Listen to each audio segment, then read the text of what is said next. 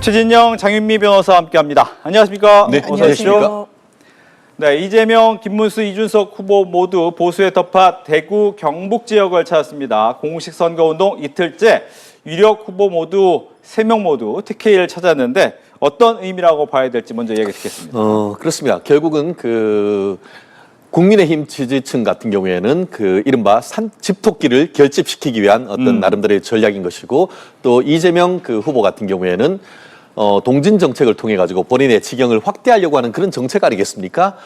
그렇지만 저도 고향이 대구 경북입니다만 한마디로 낙동강 전선 이상 없다 이런 것 같습니다. 실질적으로 윤석열 전 대통령 때 같은 경우에도 결론적으로는 0.72%의 상당히 박빙의 승부였습니다만 지난 대선 과정에서도 TK, PK 지역 같은 경우에는 특히 대구 경북 지역은 윤석열 대통령에 대해서 압도적인 지지를 보낸 것 아니겠습니까? 그럼에도 불구하고 대구 경북 같은 경우에는 호남과 달리 항상 민주당의 한 20에서 25% 전후가 되는 어떤 지지 세력이 있습니다. 아마 민주당 같은 경우에는 그와 같은 세력을 조금 더 확장시키려고 하는 것 아니겠습니까? 사실 몇 년 전 같은 경우에 보수의 심장 박정희 전 대통령의 어떤 고향인 구미에서 민주당의 시장이 당선되기도 했습니다. 그만큼 민주당의 어떤 확장성을 보고 지금 올인하는 그런 전략을 하고 있습니다만, 과연 이재명 후보의 이와 같은 정책이 통할지에 대해서는 상당히 의문인데요. 오늘 제가 그 부분은 어떤 생각이 들었냐 하면은 이재명 후보가 구미에 가서 말씀하면서 박정희라는 전 대통령이라고 말씀을 하시더라고요. 제가 대구 경북에 있으면서 박정희 전 대통령을 박정희라는 전 대통령이라는 말을 전 들어본 적이 없습니다. 그만큼 여전히 이재명 후보의 입에서는 박정희 전 대통령이 쉽게 나오지 않는다는 것을 웅변해주는 모습인 반면에, 오늘 김문수 후보님 같은 경우에는 내가 젊을 때는 박정희에게 무덤에 침을 뱉는다고 했지만 오늘은 당신 앞에 꽃을 바칩니다라는 취지로 얘기했습니다. 그 진정성의 차이, TK, PK 지역에 있는 분들은 쉽게 판단할 수 있을 것이라고 생각을 합니다. 네, 3명 모두 TK를 찾은 의미. 네.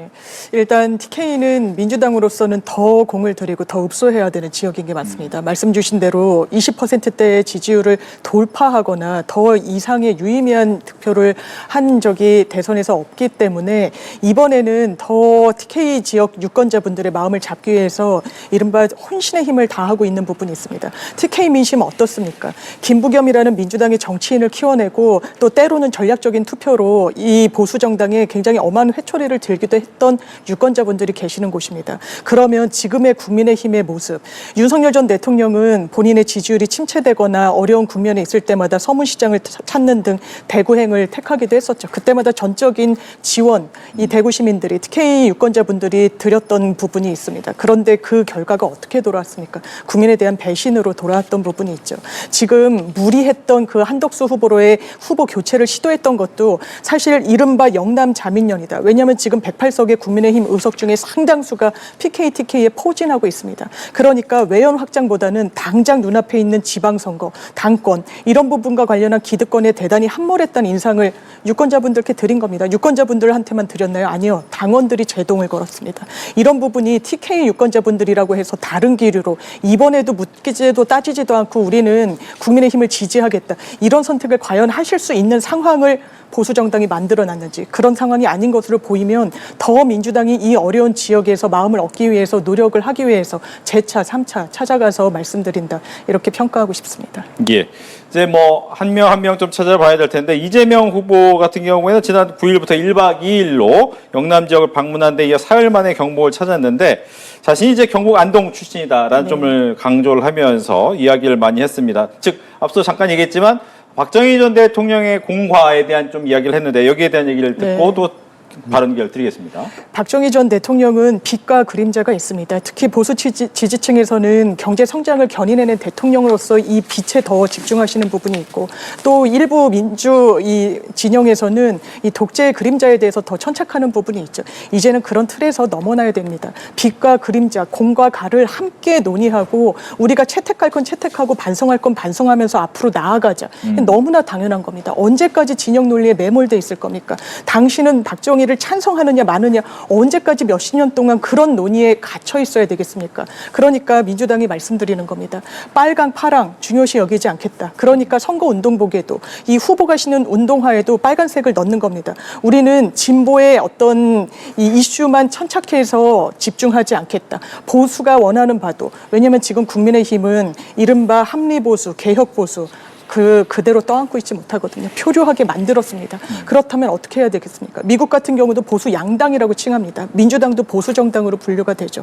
그러면 그 길이 사실상 정치적인 스펙트럼으로 볼 때 민주당이 충분히 수용 가능하다. 그렇기 때문에 이 이재명 후보의 고향이 안동입니다. 정치적 고향이라고 할 수도 있고 선산이 있고 그 누구보다 애정이 이 지역에 있을 수밖에 없지 않겠습니까? 그렇다면 이 경제 위기, 대한민국의 위기를 극복하길 바라는 마음이 TK, 호남, 영남 다 다르지 않을 겁니다. 그 뜻을 다 받들어서 이번에 대선에서 민의를 받들겠다는 뜻을 다시 한번 말씀드립니다. 네, 박정희 전 대통령의 정책이든 김대중 전 대통령의 정책이든 실용적인 걸 쓰겠다라는 얘기도 함께 했습니다. 저는 그 말씀이 굉장히 좀 불편했습니다. 무슨 말씀이냐? 필요하면 쓰고 필요 없으면 버린다. 이게 뭡니까? 박근혜 전 대통령을 존경했다고 했더니만 진짜 존경하는 줄 알았느냐? 그 연장선상 아니겠습니까? 필요하면 쓴다. 지금 득표를 하기 위해서 필요하기 때문에 박정희 전 대통령을 공과를 나누어서 얘기를 하고 있습니다만 결국 당선되고 나서는 필요 없어지면 그냥 한 방에 내칠 수 있는 것이 이재명 후보다라고 많은 국민들이 생각을 하고 있습니다. 그렇기 때문에 조금 더 말씀을 조금 더 진정성 있게 해주셨으면 하는 그런 말씀을 좀 드리고요. 사실 좀 전에 재명이가 남이가 이런 얘기를 했지만 이 또한 사실 적절한 말씀이라고 보긴 어려운 것이 이게 뭡니까? 예전에 YS DJ 한참 경쟁하고 할 때 그때 이른바 초원복집 사건으로서 이게 공무원이었던 사람들이 우리가 남이가 하면서 이게 지역 감정을 어떻게 보면 촉구하는 그런 발언이 아니었습니까? 그걸 가지고 와가지고 이게 우리가 남이가라고 얘기하는 것은 그 맥락상 상당히 부적절하다. 한마디로 지역 감정을 부추길 수 있는 말씀이기 때문에 분열의 언어다라는 측면에서는 부적절하고요.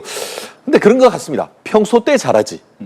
왜 지금 와가지고 우리가 남이가라고 얘기를 하는 건 아니겠습니까? 평소 때 잘했으면은 그 말씀을 했을 때에 어서 오십시오 하지만 지금 와서 내가 고향이 이 안동이기 때문에 재명이가 남이가 식으로 해서 접근한다는 것은 필요하면은 쓰고 필요 없을 때는 버릴 수 있다는 그 연장선상으로 보이기 때문에 조금 더 진정성 있는 접근을 했을 때야만이 TK의 민심에 다가갈 수 있다. 그 말씀 드리고 싶습니다. 네.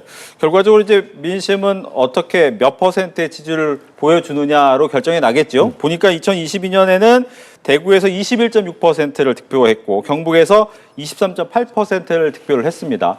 이번 선거에서 한 30%를 넘어보겠다라는 게 목표라고 들었어요. 맞습니다. 네. 30%대를 한번 이 민심을 얻어보겠다. 그러기 위해서 노력을 기울이겠다라고 말씀드리는 거고요. 저희가 대구 시민들이 이 TK 유권자분들이 우리가 남이가라는 게 초원복집을 염두에 두고 한 발언이 아닙니다. 이재명 대표 이 후보의 발언을 보면 이렇게 밀고 끌어주고 같이 한 덩어리로 같이 함께 하자는 그런 말을 상징하는 게 우리가 남이가라는 이 한 문장으로 집결이 되는데 이 부분에 대해서 저도 이재명도 남이 아니다. 바로 여러분의 후배이고 동생이고 또 선배이기도 하고 고향이 안동인 그야말로 TK 사람이다. 그 누구보다 애정이 있으니까 이제는 좀 이 다른 시각에서 이 민주당이라고 하면 외면하는 그런 분위기도 있었지만 좀 다른 측면을 어여삐 좀 봐달라고 읍소했던 맥락이고요. 저희가 더 잘하겠다고 말씀드릴 수밖에 없는 겁니다. TK, PK 유권자분들이 민주당을 그동안 소원하게 생각하셨다면 그 이유가 당연히 있으시겠죠. 그런 부분과 관련해서 지금의 국민의힘은 최소한 지금 이 대선 국면에 아무리 이 정통적인 지지층 강세가 강한 지역이라고 하더라도 묻지도 따지지도 않고 열렬한 지지를 보였던 지역이라고 하더라도 이런 엄중한 시기일수록 더 회초리를 강하게 드셔야 되는 거 맞지 않겠습니까? 그래야 더 보수 정당도 정신 차리고 미래로 나아갈 수 있는 거 아니겠습니까? 그런 부분과 관련해서 민주당이 더 잘하겠다, 더 민의를 받들겠다라고 더 예전부터 30%대의 득표율을 얻기가 어려웠던 지역에서 혼신의 힘을 다하겠다는 메시지를 거듭 내는 것으로 이해해 주시면 감사하겠습니다. 그 부분에 대해서 조금 반박을 해야 될 게요. 특히 TK, PK 지역 같은 경우에는 호랑과는 사뭇 다릅니다. 묻지도 따지지도 않고 국민의힘을 지지한다라는 취지로 얘기했지만 그거는 팩트와 좀 다른 말씀이다라는 것을 드리고 싶은데요. 대구 경북 지역에 국민의힘의 90%씩 이런 식으로 나오는 케이스가 거의 없습니다.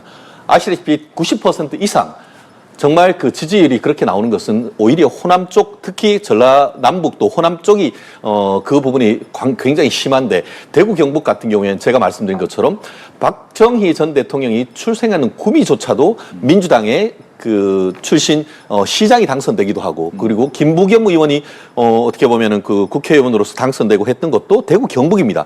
대구 경북 같은 경우에는 묻지도 따지지도 않고 지지하는 것이 아니고, 그분이 정말 진정성 있게 다가오면은 뽑아주고 그거에 대해서 따가운 채찍도 보내는 그런 지역이다. 그런데 문제는 민주당이 그동안 TK, PK 지역에 대해서 어떤 식으로 했느냐에 대해서 저희는 좀 되묻고 싶고, 오히려 국민의힘 같은 경우에는 이른바 서진 정책이라고 해서 호남에 굉장히 어떻게 보면은 그 우호적인 시선과 함께 다가가기 위한 굉장히 노력함에도 불구하고, 이번 최근에 있어서의 어떤 한덕수 국무총리 권한대행 무소속 후보자가 호남 5.18 그 광주 묘역에 갔을 때도 참배조차도 못하는 그런 부분을 있으면서, 아직도 이게 그 지역 감정 내지는 어떤 그 사회 통합이 조금 가야 될 길이 조금 멀구나 하는 그런 안타까움을 가졌는데요.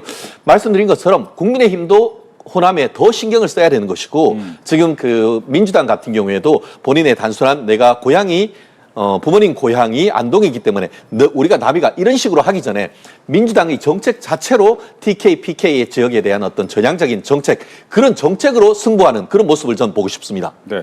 지역 감정이 좀 남아있다 이렇게 보십니까? 그런데 정말 그 호남을 국민의힘이 존중한다면요, 내란 혐의 피해자를 그 국민의힘의 후보로 만들기 위해서 무리수를 두진 않았을 겁니다. 그런 부분과 관련해서 말로는 호남 존중 이야기하지만 5.18 정신 헌법 전문에 넣겠다고 하는 윤석열 대통령의 대선 공약은 전혀 지켜지지도 않았고, 이런 부분과 관련해서 호남 민심이 그러면 국민의힘을 지지하고 있습니까? 이거는 묻지도 따지지도 않고 민주당을 열혈 지지해서가 아닙니다. 이런 걸 지역 감정으로 폄훼해서도 안 됩니다. 지금 선택지를 국민의힘이 더더군다나 그 국가 폭력에 대한 트라우마가 있는 호남 지역에서 국민의 이 유권자들의 마음을 얻기 위해서 노력을 기울였다고 지금 할 수 있습니까? 김종인 전 비대위원장 때 무릎 한번 꿇었다고 진정성이 확인되는 건 아니라고 생각합니다. 네. 김문수 후보 얘기도 해보겠습니다. 김문수 후보도 역시 오늘 대구 유세를 이어가고 있는데, 앞서 잠깐 언급을 해주셨지만 박정희 전 대통령에 대해서 과거에 비판했던 부분을 다시 한번 또 바꾸면서 이번에는 이제 묘에 소의 꽃을 박힌다라고 하면서 참여하는 모습을 보였어요. 맞습니다. 실질적으로 지금 김문수 후보님 같은 경우에는 젊은 시절, 실질적으로 지금 경북고등학교 3학년 때 제가 기억하기에 삼성개헌을 반대하셨고, 실제 대학교 가서도 노동운동에 투신하면서 사실 수십 년 만에 그 서울대 경영학과를 졸업했던 것 아니겠습니까? 그 과정에서 반정부 투쟁을 했고, 90년대 초반 같은 경우에는 민중당이라고 하는, 지금으로서는 상당히 왼쪽에 있는 그런 그 이념적 스펙트럼을 가지고 기성 정치에 도전까지 했던 분입니다. 하지만 본인의 어떤 그 노동운동을 하면서 깨달은 바가 있어서 90년대 초중반에 국민의힘 쪽으로 입당을 하셨고, 그 이후에 삼성 국회의원, 재선, 도지사까지 하는 과정 속에서 깨달은 바가 있는 것이죠. 내가 정말 그 행정을 해보니까 박정희 전 대통령의 역할이란 게 엄청나게 컸다는 것을 깨달았던 것이죠. 그러니까 좀 전에 말씀하신 것처럼 내가 젊은 때는 박정희 전 대통령의 묘덤에 침을 뱉었지만, 오히려 지금에 와가지고는 그 어떤 뜻과 그 업적을 기리면서 이제 꽃을 바친다 하는 그 말씀 속에 모든 것이 담겨 있다고 생각합니다. 결국 어떻게 보면 노동자의 삶에서 국회의원과 재선 도지사의 삶을 체험하면서 좌파의 어떤 이중성이라든가 좌파의 비효율성, 이런 부분을 보면서 기본적인 자유민주적 기본 질서를 강화하면서도 정말 어려운 노동자, 보통 사람들의 서민의 삶을 보듬는 것이 과연 무엇인가, 일자리가 곧 복지다라는 그것을 깨달았기 때문에 오늘의 그 김문수 후보가 있는 것이고, 그러다 보니까 이른바 그 김문수 후보에 대해서는 리틀 박정희, 제2의 박정희라는 그런 얘기가 나오는 것도 바로 이런 진정성 때문이 아닌가 생각을 합니다. 예. 네, 김문수 후보도 당연하지만 경제 대통령, 시장 대통령 표방했습니다. 그러면 우리한테 가장 언뜻 떠오르는 경제 성장을 가장 크게 견인해낸 박정희 전 대통령에 대해서 이야기를 하는 거죠. 과거에는 내가 당신 무덤에 이 침을 뱉었지만 지금은 존중하고 세계적 지도자로 평가를 하고 싶다. 이 부분의 정치적 함의도 저는 분명히 있다라고 생각합니다. 김문수 후보는 노동운동에 헌신하고 투신했던 분이시죠. 청년 시절에. 그때 본인의 인생 삶의 목표는 독재타도였습니다. 그 당시에 독재타도의 대상은 박정희 전 대통령이라는 게 이론의 여지가 없고, 그러면서 어떻게 보면 보수 보수 정당에 입당을 하면서 보수 정당의 정치인으로서 이 정치 행보를 걸을 때 사실 당내 주류로 서지 못했었습니다. 그것이 과거에 어떤 민주화 운동 이력이 오히려 보수 정당과는 화학적으로 제대로 결합하지 못했기 때문이 아니냐는 정치적 평가도 나옵니다. 한 단면이 이번에도 사실상 같은 선거 캠프에 있었던 박수영 의원이 이 후보 교체와 관련해서 후보 단일화와 관련해서 좀 저어하는 목소리를 김문수 후보가 내자 좌파식 조직 탈취를 시도한다. 이를테면 예전에 했던 그런 투쟁 방식에서 벗어나지 못한다라고 아주 폄훼하면서 비판하기도 했었습니다. 이런 분위기가 국민의힘에 없다고는 할 수 없겠죠. 그러니까 국민의힘의 이 후보로서 내가 과거에서 완전히 탈피했다라는 부분을 박정희 전 대통령에 대해서 언급을 하고 메시지를 내면서 다시금 재차 강조하고 싶은 그런 정치적 의도가 있지 않았나 생각합니다. 네. 여기서 이제 김문수 후보가 어제 비상계엄과 관련해 처음으로 사과의 뜻을 내비치면서 윤석열 전 대통령과의 관계를 어떻게 정리할지 주목이 돼 왔는데 오늘 대구에서 관련 입장을 밝혔습니다. 이 이야기 직접 들어보겠습니다. 대통령께서 탈당을 하느냐 안 하느냐 하는 것은 본인의 뜻입니다. 우리 당이 대통령 보고 탈당해라 또는 뭐 하시려고 하는 거 하지 마라 이렇게 하는 것은 옳지 않다고 생각하고 만약 윤석열 대통령께서 잘못한 점이 있다고 판단해서 탈당하라고 한다면 우리 당도 책임이 있습니다. 네, 김문수 후보 계엄과 탄핵의 파도를 너무 앞으로 힘차게 나가야 한다라고 이야기는 하지만 윤석열 전 대통령의 탈당 권고 출당 조치에는 선을 좀 긋는 모습이었습니다. 어떻게 해서 해야 됩니까? 그렇습니다. 이번이 최초로 사과한 것이 아니다. 이미 지난주 같은 경우에 그 중견 기자대 모임이라고 할 수 있는 관훈 토론 클럽에서 네. 이미 민주사회에서 무력은 최후 수단이어야 되는 것이지 지난 비상계엄 사태는 잘못됐다. 그리고 국민들 앞에 사과한다라고 명확하게 밝혔습니다. 그럼에도 불구하고 민주당이 김문수 후보가 탄핵과 비상계엄에 대해서 사과하지 않는다라는 그런 계속 프레임을 거니까 보수의 심장이라고 할 수 있는 대구, 다른 것도 아니고 대구에 가서 그와 같은 말씀을 했다라는 점에서 상당히 의미 있는 언급이다라고 생각을 하고요. 더불어서 비상계엄에 대한 사과를 넘어서 탄핵 자체에 대해서도 헌법재판소의 탄핵 결정에 대해서는 승복한다고 명확하게 얘기를 했습니다. 그렇기 때문에 이 부분을 들어서 계속 민주당이 김문수 후보를 내란 후보다 아니면 탄핵을 지지하는 사람이다라고 얘기하는 것은 잘못된 얘기다라는 말씀을 드리고 싶고요. 마지막 쟁점이 한마디로 윤석열 전 대통령에 대한 탈당 내지 탈출당에 관한 이 문제, 이 부분에 있어 가지고는 지금 김문수 후보님 같은 경우에도 어쨌든 그 윤석열 정부의 이 고용노동부 장관 국무위원으로 활동을 했던 그런 부분이 있지 않습니까? 네. 그러다 보니까 매몰차게 그렇게 얘기하지 못하는데 본인이 그러지 않습니까? 만약에 그 자리에 내가 그 비상계엄과 관련돼서 선포하는 자리에 국무회의에 있었다고 하면은 난 그것을 명확하게 반대를 했을 것이다. 그리고 나는 윤석열 전 대통령과 개인적인 아무런 관계가 없는 사람이다. 그렇기 때문에 개인적인 어떤 차원에서 윤석열 대통령에 대해서 뭐라 할 수 있는 꼭 편을 들어야 될 관계도 아니다. 다만 이런 것이 그 당시에 탄핵 비상계엄을 막지 못한 우리의 당의 책임이기 때문에 이것은 당의 입장이라기보다는 오히려 윤 전 대통령께서 결단해야 될 문제다 이런 얘기를 하신 취지로 보이는데요. 저는 그렇게 생각합니다. 이것을 당에서 결정하기보다는 윤석열 대통령께서 본인 스스로 이 부분을 스스로 결단해 주시기를 애둘러서 요청한 것이 아닌가. 더불어서 한 가지만 더 말씀드리면은 김문수 후보님이 비대위원장으로서 35세의 김용태 초선 의원을 선정을 했습니다. 네. 그러면서 김용태 의원이 이번 주 목요일 날 본인이 추인을 받아서 비대위원장으로 취임하는데 그때쯤까지 이 부분에 대해서 사실상 매듭을 짓겠다라는 얘기를 했습니다. 그렇기 때문에 이 부분에 있어서는 당과 윤석열 전 대통령 사이에 물밑 접촉이 있을 것이고 이번 주 내로 이 부분에 대한 가이드라인이 나올 가능성이 높지 않을까 생각합니다. 네, 윤석열 전 대통령이 본인이 결단을 해야 된다라고 저는 얘기를 그렇습니다. 해주셨어요. 정말 김문수 후보가 계엄에 대해서 반대를 하고 탄핵에 대해서 반대했던 부분을 반성한다면요.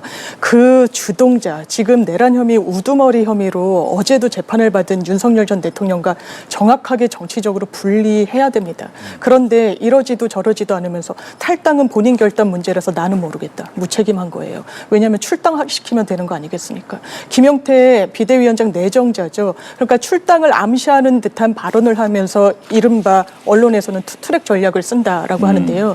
이건 국민들께 솔직하지 못한 겁니다. 투트랙 전략이란 게 어디 있습니까? 누구는 저 말하고 누구는 딴 말하는 그게 어떻게 투트랙 전략입니까? 국민을 어떻게 보면 기만하는 거죠. 그렇다면 정확히 말씀을 하십시오. 정말 내란 세력이 아니라고 하면 윤석열 전 대통령을 출당시키면 됩니다. 당내 그런 목소리가 있지 않습니까? 그런데 김문수 후보 최근에도 뭐라 그랬습니까?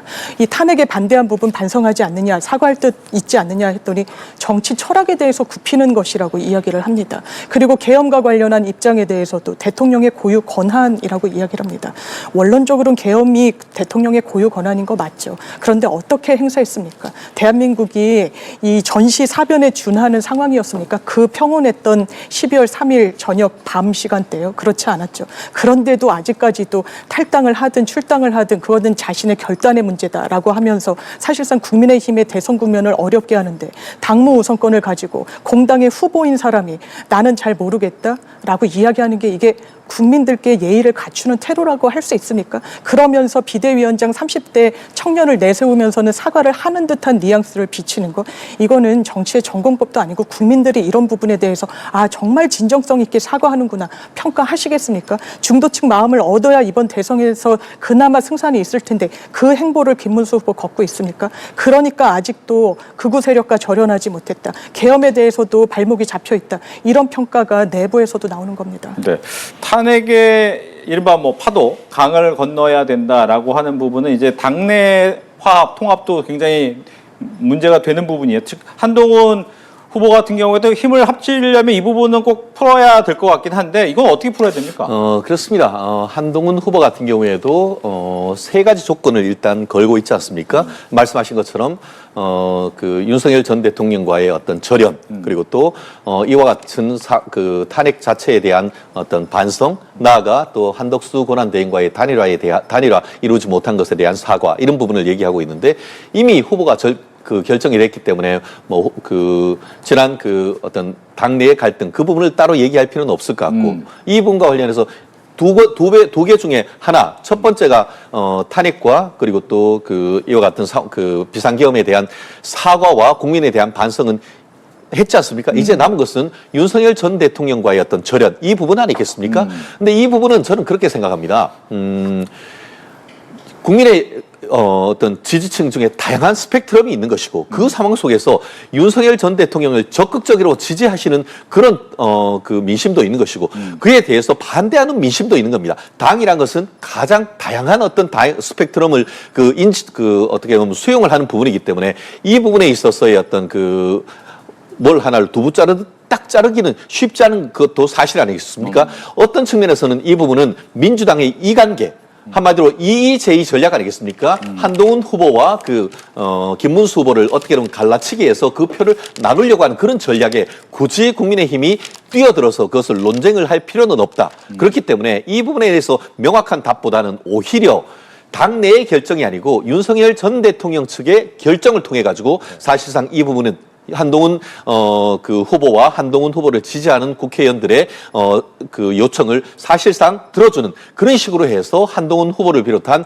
친한계 의원들을 끌어들여서 선대위를 꾸려가는 이런 부분들이 저는 맞다라고 생각을 하는데요. 네. 다만 이 부분에 있어서는 가장 중요한 것은 일단 김문수 후보님의 개인적인 결단 이 부분인 것이고 또 나아가 지금 현재 비대위원들 이 부분의 의견도 굉장히 중요하기 때문에 적어도 이 문제는 금주중으로는 제가 생각하기에는 분명히 국민들한테 어떤 구체적인 결론을 통해 가지고 다가갈 가능성이 굉장히 높지 않을까 예측을 합니다. 알겠습니다. 이준석 후보 얘기로 넘어가 보겠습니다. 이준석 후보는 오늘 하루 종일 대구에 머물면서 집중 유세에 나섰는데 국민의힘 후보 교체 사태로 이제 존재감이 조금씩은 커지고 있어요. 즉 보수의 적통은 내가 잇고 있다라는 것이 포인트가 되고 있는데 지지세가 좀 변화가 있을 수 있습니까? 먼저 얘기 듣겠습니다. 저는 김문수 후보가 확장력을 못 가졌다고 보기 때문에 이른바 개혁보수, 합리적 보수는 이 이준석이라는 이 후보를 눈길을 주실 수밖에 없을 것 같다는 생각이 듭니다. 그것이 현상으로 나타나는 게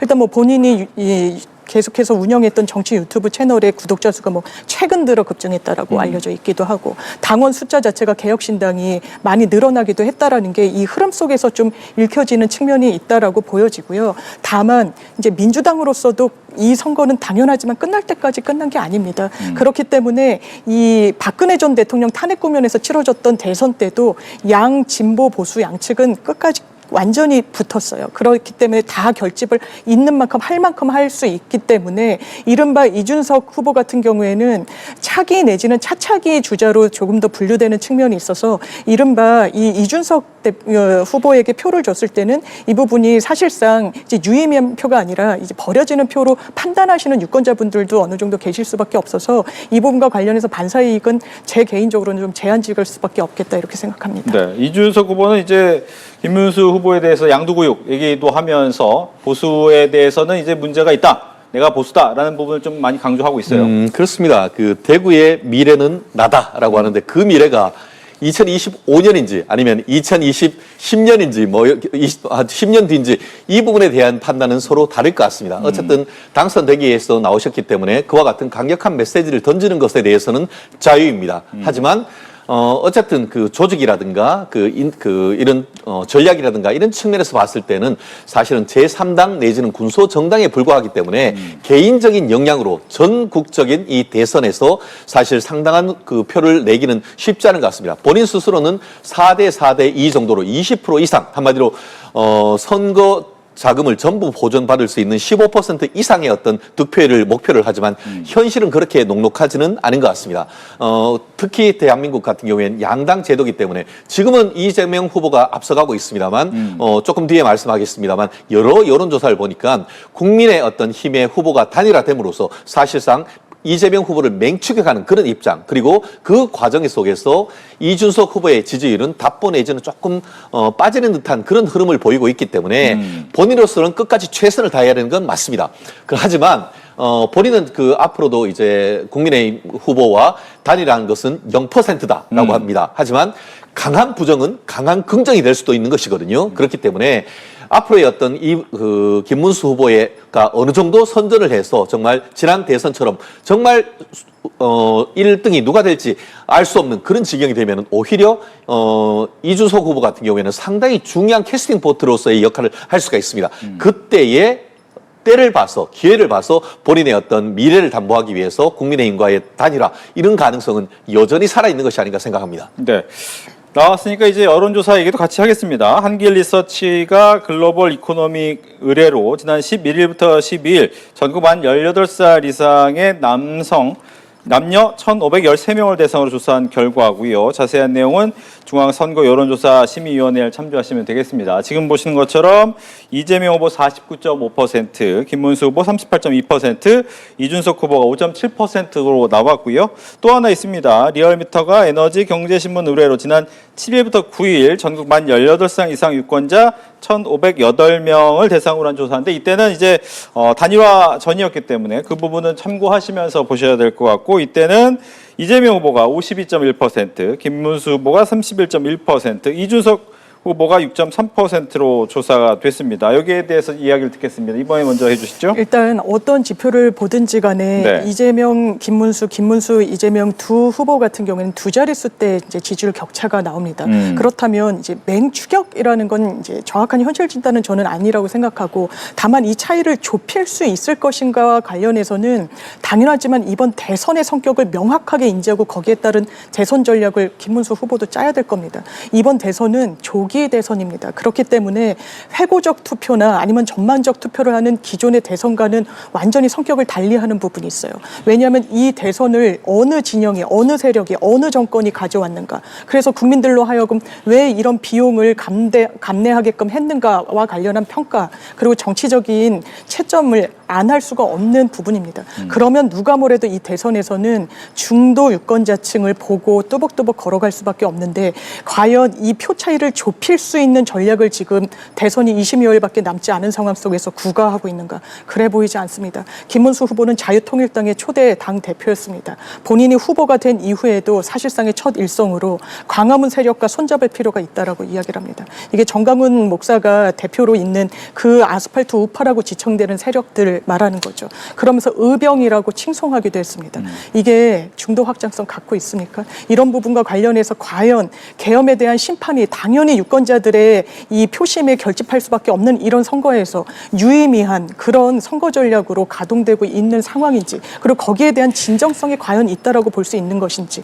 비대위원장은 실권이 없습니다. 특히 대선 국면에서는 그렇습니다. 그렇기 때문에 당헌 당규도 비대위원장이 아닌 이 당의 후보로 옹립된 후보에게 모든 사실상의 정권을 부여하고 있는 거 아니겠습니까? 민주정당이라면 당연히 그렇죠. 이 민의가 확인된, 당심이 확인된 후보가 실권을 갖는 게 맞으니까요. 그런데 비대위원장한테 이 굉장히 청년을 내세우고 사실상의 메이크업을 한다라고 해서 국민의힘의 지금까지 보여줬던 반민주성, 그 DNA가 국민들께 완전히 변화해가지고 민주적인 정당이다, 이런 부분과 관련해서 반성도 진정으로 하고 있다, 이렇게 보여지지 않습니다. 지금까지 시간이 없지 않았습니다. 반성하고 다시 도모하고 미래를 설계할 수 있는 시간을 스스로 저버린 건 국민의힘이었고, 거기에 부응했던 것 또한 김문수 후보입니다. 네.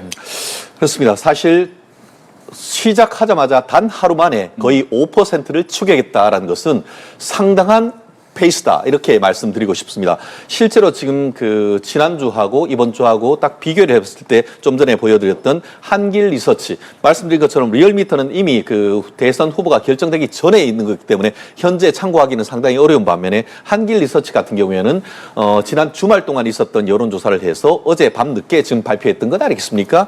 그런데 그 내용을 보면은 결국 그 하루 만에 김문수 후보 같은 경우에는 7.1%가 상승했고, 그 반면에 이재명 후보는 2.6%가 하락했습니다. 나아가 이준석 후보도 0.6% 하락하는 그런 수치를 보였습니다.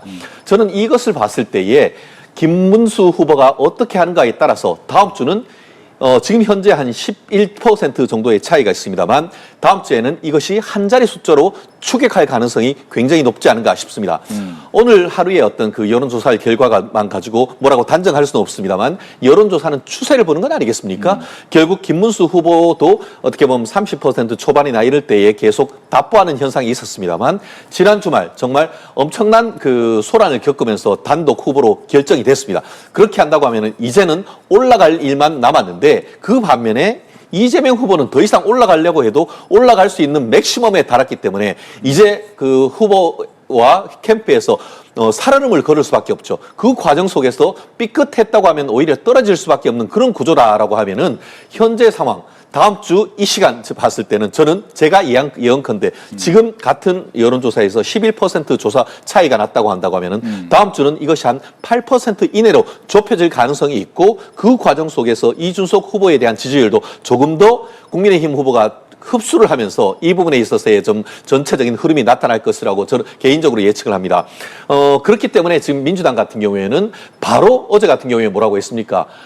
김문수 어록을 상당히 만들면서 김문수 후보가 옛날에 상당히 어떻게 보면 비민주적이고 반민주적인 얘기를 했다고 해서 어록을 얘기를 했습니다만 오히려 그것이 김문수, 이렇게 바른 사람이었어? 라고 하면서 김문수를 새로 재조명하는 이런 그 결과가 나타나는 것을 본다고 한다고 하면은 앞으로 민주당 좀 더 긴장해야 되는 것이 아닌가 생각합니다. 네. 이재명 후보는 이제 추격을 당한 입장이기 때문에 조금 더 뭐랄까 조급해질 수 있다. 이런 얘기잖아요. 항상 긴장의 끈은 대선 국면에서는 놓아서는 안 된다고 생각하고요. 막판까지도 뭐 누군가의 언사 하나로 그리고 공약과 관련한 뭐 이런 작은 부분 하나로도 표심이 뒤집어질 수도 있는 게 당연하지만 이 대선 국면입니다. 유권자들이 대한민국의 미래를 누구에게 맡길 것인가를 굉장히 유의 깊게, 더더군다나 이런 계엄과 관련한 국면이 해소되지 않았을 때는 더 유심히 보실 수밖에 없겠죠. 그렇기 때문에 민주당도 끝까지 끝날 때까지 끝난 게 아니라는 경계심과 긴장감으로 이 선거에 임하고 있다는 말씀드립니다. 네. 이준석 후보는 하나만 더 질문 드릴게요. 이준석 후보가 원하는 퍼센트는 이제 15% 선거비용 보전을 받을 수 있는 15%를 얘기를 하고 있는데 일단 두 자릿수의 지지율을 받을 수 있을 것인가 그 가능성에 대해서. 현실적으로 목표는 높게 잡는 것이죠. 이상은 높게. 하지만 바른 우리가 땅에 굳건히 디뎌야 되는 건 아니겠습니까? 이게 지방 어떻게 보면 지역구 선거, 국회의원 선거가 아니고 전국적인 대선입니다. 네. 그러다 보면은 국회의원 3명, 특히 본인이 뛰고 있기 때문에 국회의원 2명을 가지고 이 조직으로 10%대의 어떤 지지율을 얻는다는 것은 현실적으로 상당히 어려운, 달성하기가 사실 굉장히 어려운 돈키호테적인 어떤 목표가 아닌가 하는 그런 생각이 듭니다. 그렇기 때문에 제가 말씀드린 것은 지금으로서는 본인의 일단 출마를 했기 때문에 당선을 목적으로 열심히 달리는 것은 너무나 당연한 것이고 저도 어제 집에 갔더니만 이준석 후보님이 손으로 쓴 편지가 와 있더라고요. 손편지, 네. 그만큼 열심히 하시는 것에 대해서는 높게 평가를 합니다. 하지만 말씀드린 것처럼 양당제 구조 속에서 결국 김문수, 이재명 두 명이 부딪히는 그 과정 속에서 제3지대가 살아남기는 현실적으로 어렵죠. 그렇기 때문에 현재로서는 이준석 후보가 오히려 시작하기 전에는 상당히 어떻게 보면 한 자리 숫자에도 높은 숫자 내지는 10%까지 숫자가 나오고 있습니다만 오히려 점점 중반, 후반으로 갈수록 그 지지세가 국민의힘으로 흡수되는 한마디로 사표 방지 심리 그런 부분이 있음으로써 어떻게 보면 피해자가 될 수가 있는데 그렇다 하더라도 그 수치가 얼마 되지 않는다 하더라도 단일화를 했을 때 일어날 수 있는 시너지 이런 걸 생각하면은 이준석 후보의 몸값은 앞으로도 계속 올라갈 것이라고 저는 예측을 합니다. 그렇기 때문에 어느 시점이 됐을 때는 국민의힘 특히 지금 천하용인이라고 하면서 한때 이준석 후보와 같이 정책 행보를 했던 현재 김용태 비대위원장 내정자와의 어떤 물밑 접촉 이런 부분을 통해서 큰 틀에서의 보수 연합 저는 예측해 봅니다. 네. 이준석 후보는 김용태 매결은 없다라고 했지만 가능성이 있다라고 네. 얘기를 해주셨고 일단 10% 수자리 때는 좀 어렵다고 보셨어요? 저도 동감이 많이 되고요. 말씀 주신 대로 이 양당제 이 구조적인 한계를 제3지대에서 뚫기가 현실적으로 상당히 어려운 부분이 있고 저는 이준석이라는 정치인의 개인적인 한계도 상당히 뚜렷하다고 생각합니다. 사실 이 보수 정부가 태동하는데 본인이 당대표였기 때문에 책임이 없다고 할 수 없습니다. 하지만 본인이 피해자로 계속 축출당하고 이 사실상 피해를 본 부분만 강조하면서 거기에 대해서는 국민들께 별로 말씀드린 부분이 없고 지금까지 이준석이라는 정치인의 가장 이 아주 뜨겁게 응원하는 지지층인 이른바 2030 남성들의 사실상 기대온 정치 이상을 보여주지 못했던 것 같습니다. 그러니까 대선 국면 때도 과거에 여성가족부 폐지 이 부분과 관련해서 사회적 함의나 어떤 이런 수기가 무르익지 않았는데 사실상의 갈라치기와 여성 혐오에 기댄 정치를 했죠. 그 이후에는 어떤 행보 보여줬습니까? 장애인에 대해서 사실상의 혐오 보여주는 출근길 투쟁과 관련해서 불편하시는 발이 묶이는 시민들도 계시죠. 그렇지만 그걸 궁극적으로 풀어내고 소수자의 사회적 그림자의 이야기를 듣는 게 정치 영역입니다. 그런데 어떻게 했습니까? 주류의 목소리에 다수의 목소리에 편승해서 장애인들을 아주 악의 집단으로 폄훼했던 그런 정치의 모습을 청년 정치라고 과연 이야기할 수 있겠습니까? 노인분들을 대하는 태도는 또 어땠습니까? 노인분들에 대해서 지하철 요금과 관련해서 이 문제 제기를 하고 이런 부분이 어떻게 보면 정치를 본인한테 유리한 이런 가르고 이 전략을 짜고 마치 게임처럼 접근하는 듯하다는 평가가 나오는 게 바로 이런 맥락인데 아직까지는 더 큰 정치인이 되기에는 본인이 보여준 한계가 너무 뚜렷하다. 저는 그렇게 생각합니다. 알겠습니다. 이제 공약 얘기 좀 해보겠습니다. 두 분 다 이제 법조인이기 때문에 사법계약 분야를 좀 가지고 왔어요. 이제 문제점은 다 인식을 하고 있는데 해결책이 다릅니다. 일단 이재명 후보는 수사 기소 분리, 검사 파면제도 도입 등을 통해서 검찰 개혁에 대한 통제를 강화하는 공약이 있고요. 김문수 후보도 보겠습니다. 김문수 후보는 공수처 폐지, 사법방해죄 신설 등의 내용입니다. 그리고 이준석 후보 역시도 사법 분야를 10대 공약에 넣지 않았지만 공수처 폐지를 1순위 행정부분으로 포함을 했습니다. 즉 김문수 후보와 이준석 후보 같은 경우에는 공수처가 지금 그동안 이제 비상계엄과 탄핵 국면을 거치면서 제대로 역할을 못했다. 폐지해야겠다라는 부분에 대한 방점을 좀 찍고 있고 이재명 후보 같은 경우에는 검사 파면 제도에 좀 힘을 싣고 있는 것 같거든요. 여기에 대한 얘기 듣겠습니다. 검찰 개혁이 아니고 검찰에 대한 보복이라 평가하는 것이 맞지 않겠습니까? 실질적으로 어떻습니까? 이재명 후보에 대해서 정상적인 어떤 수사를 했음에도 불구하고 그것에 대해서 그게 검수완박시키고 이제는 검찰의 수사권을 완전 박탈하는 것을 넘어서 법무부 장관을 통해서 내가 검사에 대한 인사권을 통해 가지고 그 또한 모든 것을 준사법권을 내가 손으로 쥐겠다는 건 아니겠습니까? 나아가 이번 비상계엄 이후에 공수처는 공수처대로, 검찰은 검찰대로, 또 경찰은 경찰대로 정말 백가쟁명식 수사하는 과정에서 수사권이 없는 데가 수사를 해서 결국 윤석열 전 대통령에 대해서 구속영장을 취소하는 그런 일이 있지 않습니까? 그 과정에서 사실 공수처가 뭐를 했습니까? 실질적으로 1호 영장도 기각되고 1호 기소도 무죄가 나오는 등 사실상 존재감이 없다는 것이 이미 밝혀졌다고 하면은 무도한 세금을 계속 쓰게 한다는 게 맞습니까? 이제는 검수완박이 아니고 검수원복을 해서 진짜 그 검수완박을 통해서 이른바 범털이라고 할 수 있는 정치인, 힘 있는 한테 도움이 되는 것이 아니고 오히려 검찰의 수사를 복구하고 예전처럼 함으로써 오히려 국민의 재산과 신체와 안전을 보장해야 되는 방향으로 가는 게 맞지 않습니까? 이동안 있었던 왜 혼란이 있었습니까? 쓸데없는 공수처를 만들고 쓸데없는 특검을 만들므로써 수사권이 어디 있는지 모르게 했는 이런 상황을 만든 것에 대한 정상화가 필요한 것이죠. 그렇기 때문에 오히려 민주당이 얘기하고 있는 검찰의 수사 기소 분리, 검사 파면 제도 이것은 오히려 역풍을 맞을 것이다. 그 반면에 지금 김문수 후보가 얘기하고 있는 공수처 폐지, 사법방해죄, 특히 사법방해죄 같은 경우는 어떻습니까? 이재명 경기지사 시절에 있었던 이화영 부지사 어떻습니까? 사실은 검찰을 공격하고 거기 검사가 어떤 무슨 연호회를 가지고 회유했다고 하지만 다 허위로 판결을 통해서 나왔지 않습니까?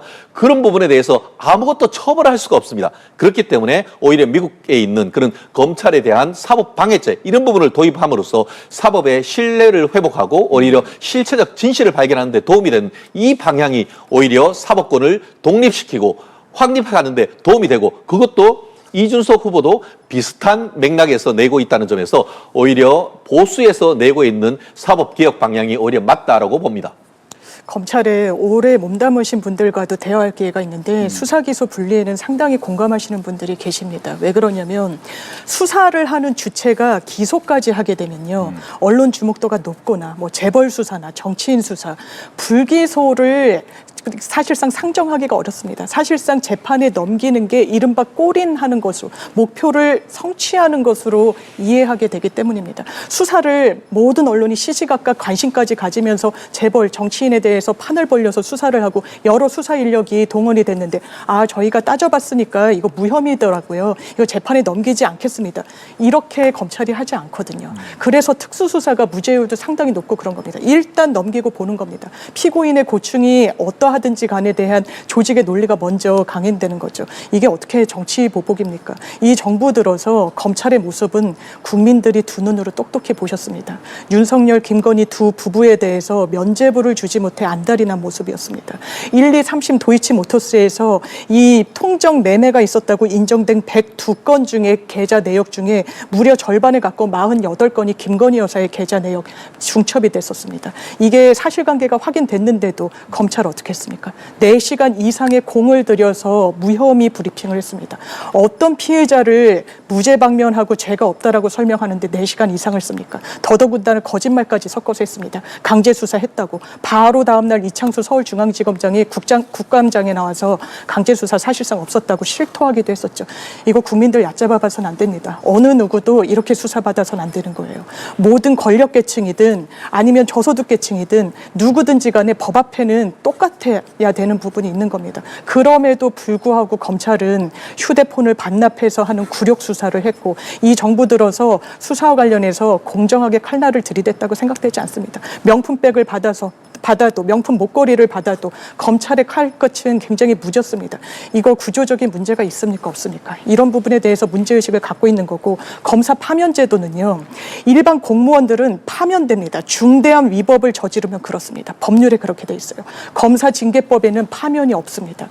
검사만 일반 공무원과 완전히 다른 어떻게 보면 특혜를 누리고 있는 부분을 바로잡겠다는 겁니다. 검찰을 폄훼하겠다는 게 아닙니다. 다른 공무원분들과 견주어서 정말 중대한 위법이 있으면 사실상 파면, 해직, 아니면 뭐 견봉, 견책 여러 이 단계의 이 어떤 징계를 받을 수 있도록 바로잡겠다는 겁니다. 대법원 증언 이번 국면에서 어떻게 했습니까? 대법원이 이재명 후보의 재판을 너무나 졸속적으로 하는 거 아니냐고 했을 때 대법원에서 이렇게 얘기했습니다. 우리 원래 기록을 보지 않는다. 왜냐하면 기록을 정말 봤다는 로그 기록을 요청하니까 나왔던 사실상의 해명이었습니다. 그럼 국민들이 뭐라고 생각합니까? 내 생명권이 달려있고 내 재산, 내 인생이 달려있어서 나는 대법원까지 재판을 가져가는데 내가 낸 기록, 아 대법원은 원래 안 읽는다라고 하는구나. 관행이라고 하는구나. 그러면 숫자에 집중할 수밖에 없는 겁니다. 지금 14명의 대법관, 민사, 형사 모든 전국에서 쏟아지는 사건을 본인들이 다 감내할 수 있다라고 얘기합니다. 한 명은 법원 행정처의 업무를 맡아야 되기 때문에 재판에선 제외됩니다. 13명이 할 수 있다라고 합니다. 증언 이야기가 나올 때마다 반대하고 비토하고 했었죠. 지금 계속 그 논리 유지할 수 있겠습니까? 사법부 아마 어려울 겁니다. 이런 건 국민을 위한 법률 서비스의 관점에서 증언이 정답이다. 사법부 스스로도 이런 부분을 드러냈다 이렇게 생각합니다. 대법관 수 증언까지. 그렇습니다. 사실 그렇기 때문에 사실 이 부분에 대해서는 계속 문제가 되는데요. 이렇게 제가 되묻습니다. 우리나라보다 규모가 훨씬 더 큰 미국의 연방 대법원의 대법관 숫자가 얼마인지 아십니까? 9명입니다. 그럼에도 불구하고 미국은 사법부가 문제가 있는 것이 아니고 훨씬 더 잘 돌아갑니다. 오히려 얼마 전에 이재명 후보의 공직선거법 위반 관련해서 30여일 만에 대법원에서 저는 하위체 판결을 내서 파기환송을 냈는데 그 부분에 대해서 강행법을 지켰는데 그것을 대법원장을 탄핵한다는 것이 도대체 민주당에는 법치주의가 있느냐, 법을 지킬 의지가 있느냐라는 문제를 제기하고 싶은데요. 미국 같은 경우에는 2000년 초반에 조지 W. 부시와 민주당의 엘고 대통령 후보가 싸웠을 때에 그 사건이 개표와 관련해가지고 대법원에 가니까 그 사건을 연방대법원은 3, 4일 만에 판결을 해버렸습니다. 민주당 논리로 한다고 하면은 그 당시에 있었던 연방 대법관들 다 탄핵해버려야 되는 건 아니겠습니까? 그리고 그걸 안 한다고 이제 민주당의 그 입맛에 맞는 판결을 안 했다고 14명의 그 판결로 판사로 돼 있다는 헌법을 바꾼다는 것에 따라 30명으로 한다? 결국 내가 대통령이 돼가지고 내가 모든 그 대법관을 다 임명한 다음에 대법관 또한 내 입맛에 맞는 판결을 하겠다고 하는 사법부 장악 시도 아니겠습니까? 국민들은 이거 다 보고 있습니다. 지금은 국민들이 가만히 있는 것 같죠. 하지만 국민들은 현명합니다. 그렇기 때문에 민주당 이렇게 하는 거 계속 해보십시오. 하지만 그에 따르는 역풍은 표로 심판이 있을 것이라고 생각합니다. 네. 끝으로 이제 홍준표 전 대구시장 정계 은퇴했는데 몸값이 많이 올라갔습니다. 지금 이재명 후보도 진정한 정치가다. 막걸리 하자 이 얘기까지 하고 김문수, 이준석 후보 역시도 손 내미는데 이재명 후보가 손 내미는 이유는 어디 있습니까? 사실 홍준표 이 후보가 전 시장이 이번 국민의힘의 사태에 대해서 아주 일갈한 부분이 있습니다. 당신들은 이념 집단도 아니라는 거예요. 이익 집단에 불과하다라고 일갈했습니다. 자당에서 이런 목소리를 내기가 사실상 쉽지 않습니다. 지금 권성동, 권영세 두 비대위원장과 원내대표에 대해서도 정계 은퇴까지 종용하기도 했습니다. 저는 대단히 그 문제의식에 많이 공감을 합니다. 국민의힘도 보수정당으로 잘 세워져야 국민이 행복해지는 겁니다. 완전히 그냥 망가지는 것이 국가 정치에 있어서 좋지가 않습니다. 거기에 계속 쓴 목소리를 내는 게 홍준표 전 시장이라는 부분을 사실상 무시할 수가 없는 부분이 있고 그런 부분과 관련해서 홍준표 전 시장을 지지했던 분들도 지금 표류하는 겁니다. 도저히 지금의 국민의힘에는 마음을 줄 수가 없다는 거죠. 그러면서 이재명 대표가 이른바 PK 지역, 경남 지역의 선거운동을 다니면서 홍준표 전 시장과 이 과거에 교류했던 모습 그리고 최근에 전화통화를 한 부분 그리고 민주당에서 예우해드리겠다라는 이런 부분까지 저희가 부유하고 표류하는 건강한 보수의 목소리까지도 담아낼 수 있다라는 부분을 다시금 홍준표 전 시장과의 교류를 통해 가지고 말씀드리는 효과가 있다고 생각합니다. 예, 저는 그 부분은 네. 이른바 이재명의 이의제의 전략, 이재명 후보의 국민의힘 분열계, 이관계다라고 그 평가를 합니다.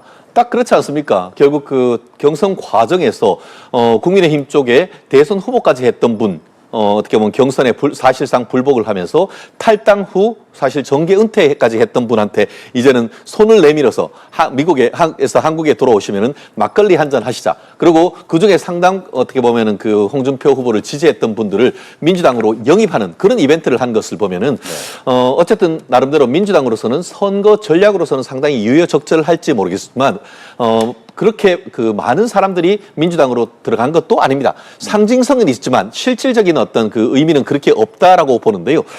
말씀드린 것처럼 홍준표 후보는 그렇게 얘기를 했다라고 하지만 사실상 어떻습니까? 김문수 화이팅이란 글도 올리고 있습니다.